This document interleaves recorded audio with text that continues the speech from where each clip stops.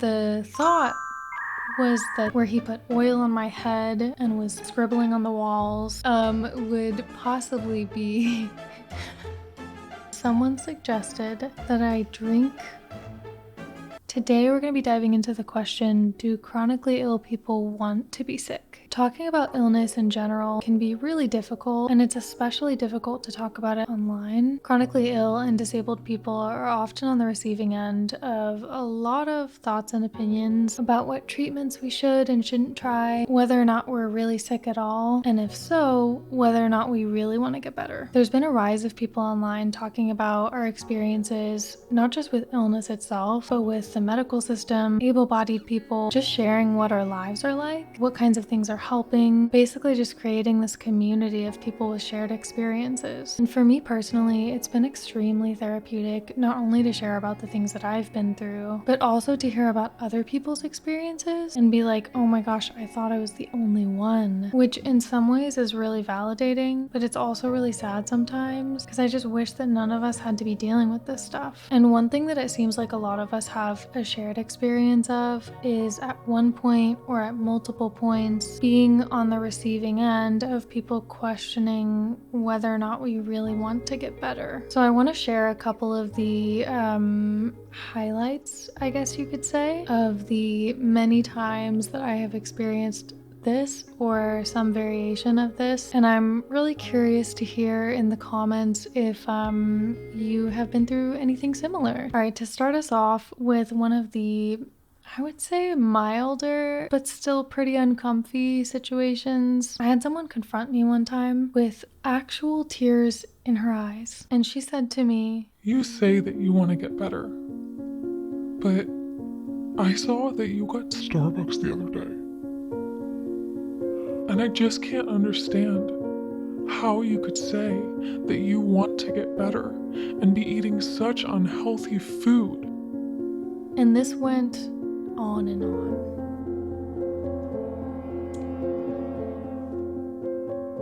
I do the best that I can with food. I'm in ARFID recovery, so my primary food goal is eating food. My secondary food goal is eating enough food. After that, I can start to think about and prioritize eating foods that align with my body's needs. So for example, not eating foods that might cause an allergic reaction or flare. For me, that pretty much always looks like getting gluten and dairy-free options because I'm allergic to them, and I definitely want to reduce the amount that I'm associating eating with not feeling good. For me, that also looks like getting organic options whenever I can, because having foods with a lot of like dyes and preservatives and things like that can really amplify my pain and inflammation related symptoms. Part of recovery though is having my safe foods to fall back on, but also practicing flexibility sometimes, because I think our brains can become a little rigid and obsessive about it sometimes if we're not careful. This particular day, I was traveling by plane, and so I didn't necessarily have access to my typical go-to foods, and I needed something easy and quick. And I was actually able to find something at Starbucks that did suit my body's needs at the time. I think it's just a really uncomfortable thing in general to make comments about someone else's food choices. And I feel like that kind of goes for anyone, but especially someone with a chronic illness or eating disorder, because we're all just doing our best and trying to figure out what works for us. And implying that because you saw someone eating Starbucks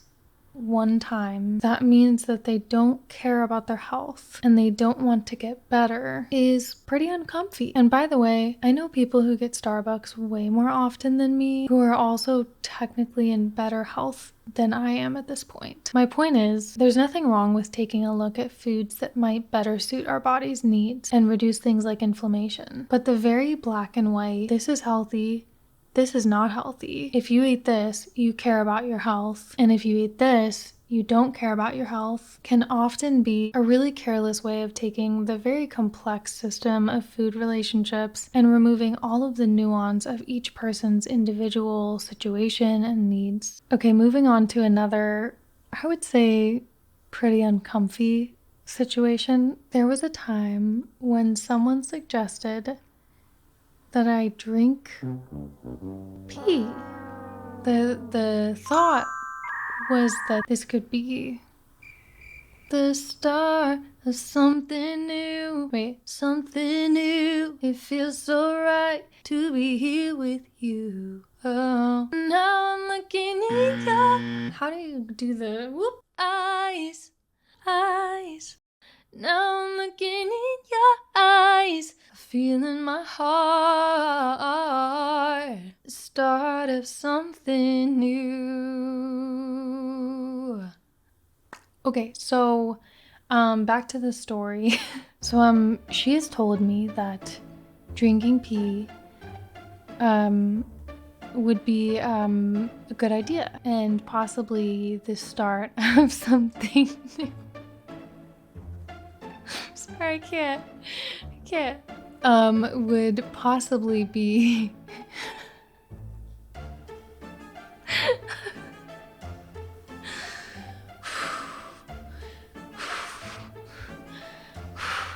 calm myself down. Tick tock on the clock.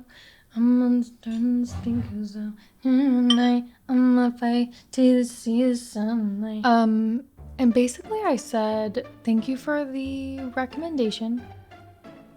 I won't be doing that, but thank you. And she said, well, you may not want to try it now, but you'll get to the point where you're sick enough that you'll try anything. Real talk. Sometimes I think before giving suggestions, it's helpful to just ask, hey, what have you already tried? Because in a lot of cases, we have gotten to the point of being sick enough that we would try just about anything. When I was 17, I drove several states away and put myself into a pain program. It was about 7 to 8 hours a day of physical and occupational therapy, but it was not like typical PT and OT where you do some exercises and things until it hurts and then you stop, and at your next appointment you add a little more and try to make like incremental progress, and over time maybe get stronger or even just improve your quality of life a little bit. This was specifically pain desensitization therapy, where the goal was to essentially increase your pain level until you reached your breaking point. And at this point, the pain signals in your body were supposedly supposed to just like reset. They described it kind of like when you wrap up in blankets to try to break a fever, like, and it gets worse before it gets better sort of situation. They said that it would be hell to go through.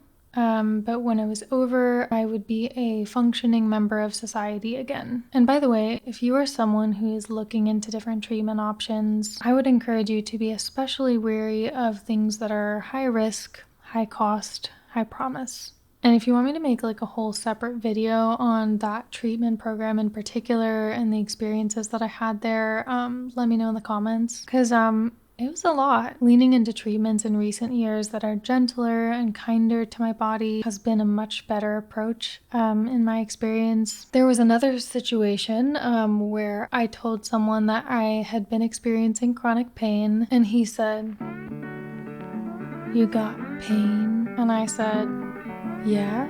And he said, "Well, I know what can fix that." And I said, "Yeah." And he said, prayer.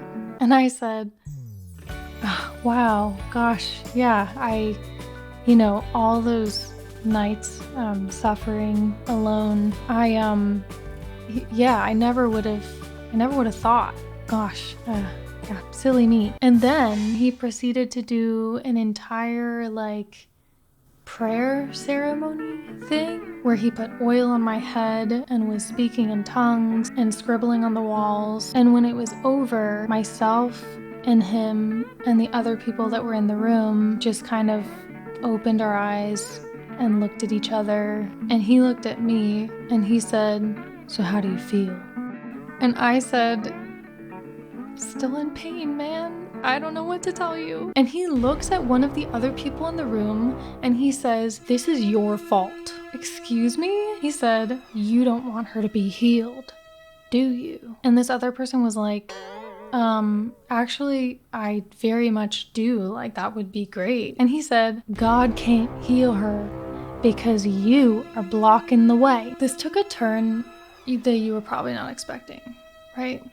Okay, so when people say things to me like, you'll get to the point where you're sick enough that you'll try anything, or, well, if you really cared about your health, you would do XYZ. I don't know how to explain exactly how that makes me feel, knowing the things that I have already put myself through for the specific purpose of trying to feel better. This line of questioning of whether or not we really want to get better is really bizarre and messed up, because most of us are not in a position to just be magically cured. But still, we have put ourselves through literal hell trying every treatment under the sun just in case. Because in that slim chance that there is a cure out there, we search and put ourselves through a lot of wacky things. And we become susceptible to people who unfortunately try to prey on that desperation, and they use it to try to get us to invest in their top of the line protein shakes and expensive supplements with the claim of a full recovery in 4 weeks. And by the way, I love protein shakes, and I take a lot of supplements that really do help to get my labs looking better and keep my symptoms a little more managed. But the point that I'm trying to make is that any claim that's being made that a supplement or protein shake or treatment in general is going to cure one or multiple autoimmune diseases or complex chronic conditions is just not based in any information that I've ever found to be helpful, and is usually a sort of manipulation tactic that I see people and companies using to, again, prey on those who would try just about anything in the slim chance that it might help us feel better. So why does this matter? Well, when it comes to people taking the stance that chronically ill people actually want to stay sick, I guess I want to say, number one, if that were true, these manipulation tactics wouldn't work. The promise of healing would fall flat because it wouldn't be what we were looking for or wanting. The reason those tactics work in the first place is because we desperately want to feel better. And number two, if you spend any amount of time with a chronically ill person, you'll discover pretty quickly that we are some of the most disciplined, determined, and tough people out there. I know I'm bragging on myself a little bit, but I'm also bragging on the absolutely amazing humans that I have met online and in hospitals and treatment programs. There is a level of resilience in those people that is unmatched. And honestly, it took me seeing that in others to be able to see that in myself. Like, we have things mapped out. We often have our very extensive treatment regimens down to a science. We have our specialists lined up. We have our list of things that we're going to try next. We have mountains of information that we've accumulated about our conditions so that we can be educated on what we're dealing with and have the correct terminology to use with our doctors. Now, do we have the brain power to perfectly utilize and implement those plans? No. But if you took a straw and sucked all of the fog out of my brain, you would have a fully functioning operation up there that's ready to plan out your entire life and your kids' and your grandkids' lives all in the next 20 minutes. It's all up there. I've got Spreadsheets? everything's color-coded and alphabetized. I just can't remember what I was gonna say next.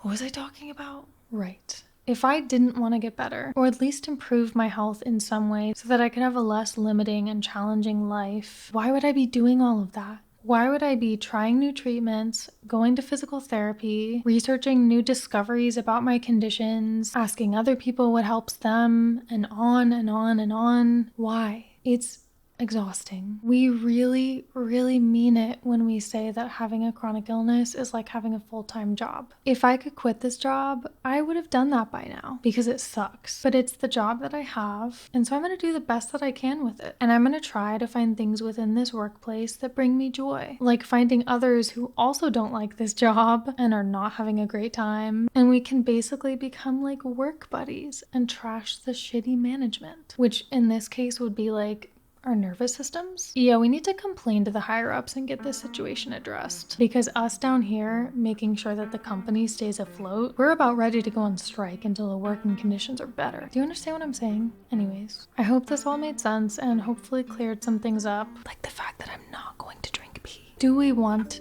to be sick?